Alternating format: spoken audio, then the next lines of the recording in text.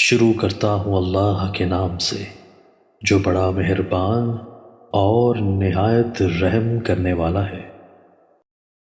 نبی اکرم صلی اللہ علیہ وآلہ وسلم نے فرمایا، تم لوگ ایک دوسرے سے بغض نہ رکھو، ایک دوسرے سے حسد نہ کرو اور ایک دوسرے کو پیٹھ نہ دکھاؤ، یعنی ملاقات ترک نہ کرو، اور اللہ کے بندے بھائی بھائی بن کر رہو، اور کسی مسلمان کے لیے یہ درست نہیں کہ وہ اپنے بھائی سے 3 دن سے زیادہ ملنا جلنا چھوڑے رکھے۔